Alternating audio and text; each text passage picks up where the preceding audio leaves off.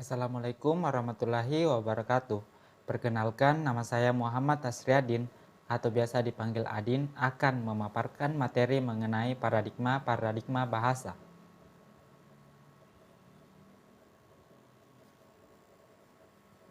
Secara literer, paradigma diartikan sebagai kerangka berpikir dalam kehidupan sehari-hari. Paradigma dimaknai sebagai seperangkat pandangan dunia yang berfungsi untuk menuntut atau menjadi acuan tindakan-tindakan manusia berdasarkan kesepakatan.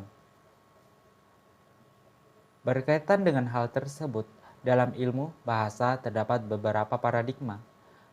Paradigma yang disusun untuk memudahkan pembahasan tentang linguistik umum atau general linguistik, yaitu ilmu bahasa secara umum yang diminati bahasa manusia dan berkadar semesta atau universal. Adapun yang sering dijadikan dasar kajian ilmu bahasa oleh para linguistik adalah langue parole, signifian dan signifian, relasi sintakmatik, dan paradigmatik. Langue adalah aturan tak tampak yang mengkonstitusi sebuah sistem bahasa. Aturan ini dipahami oleh pengguna bahasa secara tak sadar. Sebelum menemukan konsep yang satu ini, Saussure awalnya kagum dengan teori Emile Durkheim mengenai fakta sosial. Ia membayangkan bahwa teori tersebut juga berlaku pada sistem bahasa. Teori fakta sosial intinya adalah bagaimana masyarakat diatur oleh sesuatu di luar dirinya, seperti contoh berikut. Dalam bahasa Indonesia, umpannya terdapat kata lupa di samping kata rupa. Hal itu dimungkinkan karena dalam sistem ini L berbeda dengan R dan dengan semua fonem lain dari bahasa Indonesia, namun lain halnya dengan bahasa Jepang yang tidak membedakan antara L dan RR. Parole sebagai satuan konsep turunan dari fenomena komunikasi mengarah pada keunikan tiap individu.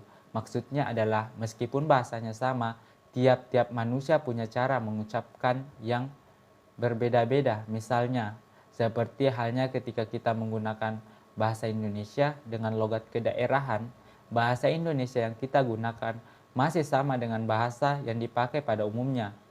Namun, cara kita mengucapkannya merupakan turunan khas hanya dimiliki kita sendiri sebagai seorang individu. Selain itu, yang termasuk dalam konsep parole adalah kekhasan individu untuk memiliki diksi atau kata ataupun menyusun kalimat ketika berkomunikasi. Maksud yang disampaikan oleh beberapa orang mungkin sama, bedanya mereka memiliki pemahaman kata-kata yang disusun secara beragam. Akhirnya dimungkinkan sebuah keberagaman bahasa yang begitu banyak untuk mengkaji konsep yang satu ini. Akibatnya sifat yang lebih individualistik, konsep ini juga kurang diperhatikan oleh Saussure. Ia lebih mengkaji sebuah konsep yang sifatnya universal bagi ilmu kebahasaan. Signifier dan signifiat adalah dua kata yang umumnya digunakan dalam semiotika. Ahli bahasa Swiss Ferdinand de Saussure adalah salah satu pendiri semiotika.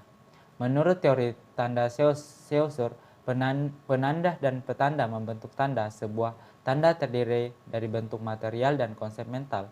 Signifier adalah bentuk material, yaitu sesuatu dapat dengar, dilihat, diraba, atau dicicipi. Sedangkan signifiat adalah konsep mental yang terkait dengan. Inilah perbedaan utama antara signifier dan signifian.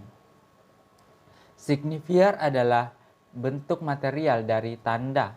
Ini adalah elemen yang dapat kita lihat, dengar, cicipi, sentuh, ataupun cium. Dengan kata lain adalah bentuk fisika dari tanda. Misalnya pikiran kita, bendera yang digunakan untuk menunjukkan bahaya. Bendera merah itu sendiri dapat digambarkan sebagai penanda.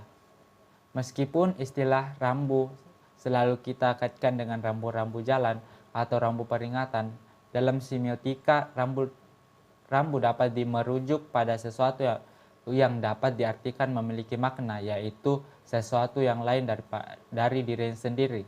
Oleh karena itu, setiap unit bahasa dapat juga dianggap sebagai tanda karena digunakan untuk menunjukkan objek atau fenomena realitas. Kata yang kita ucapkan dan tulis dapat disebut penanda karena merupakan bentuk material dari tanda. Namun penanda tidak bisa ada tanpa petanda. Misal jika tanda-tanda di bawah ini tidak memiliki konsep petanda yang terkait dengannya, tidak ada gunanya tanda-tanda ini, mereka hanya akan menjadi gambar yang tidak berarti.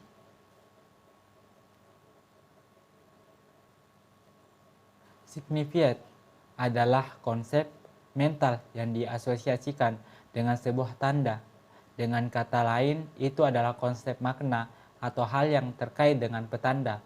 Jika kita melihat contoh linguistik kata tutup mengacu pada tanda buka dan tutup yang ditampilkan di toko. Tanda itu berdiri dari penanda kata tertutup. Konsep signifiat, toko ditutup untuk bisnis.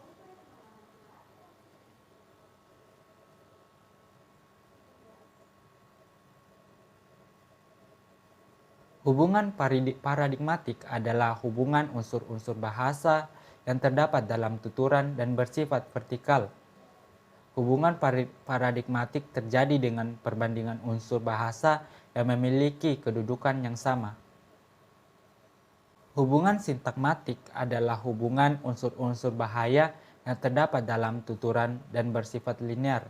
Hubungan sintakmatik terjadi dengan analisis unsur-unsur bahasa dalam suatu tuturan tanpa ada pembanding dengan tuturan lain.